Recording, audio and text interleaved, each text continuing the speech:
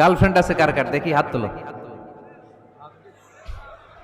মাশাআল্লাহ, সাহস আছে ওদের, বুকের পাটা আছে। হাত নামা বেটা।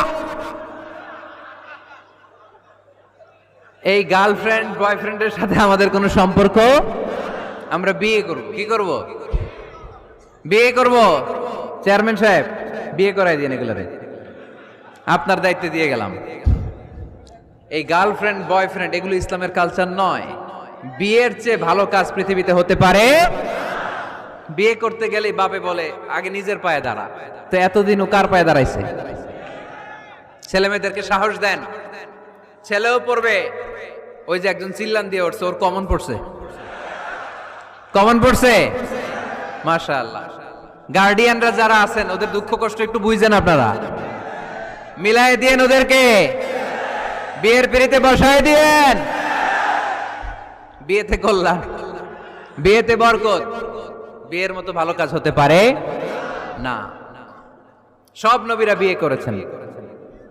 আর নিকাহ মিন সুন্নতি, বিয়ে আমার সুন্নাত। ফামান রাগিবা আন সুন্নতি ফালাইসা মিন্নি, যে আমার সুন্নতকে ভালোবাসে না সে আমার উম্মত হতে পারে না। বিয়েটাকে সহজ করে দেন। যেই সমাজে বিয়ে সহজ ওই সমাজে জিনা কঠিন, তাই না?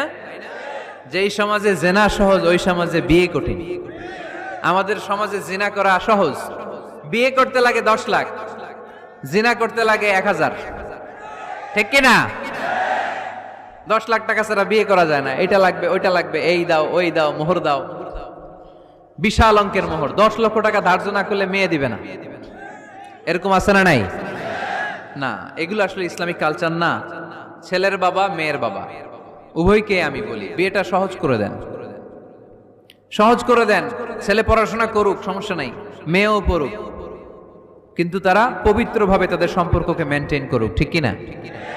তাদের এই যৌবনের তাড়নায় যে পাপের সাথে জড়াবে তার পার্সেন্টেজ গুণা বাবা হিসেবে আপনার কাঁধেও আছে না নাই? এজন্য বাবারা সাবধান, মায়েরা সাবধান, বিয়েটাকে সহজ করেন।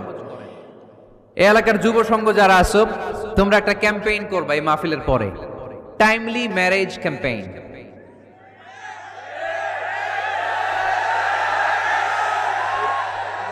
Timely marriage campaign.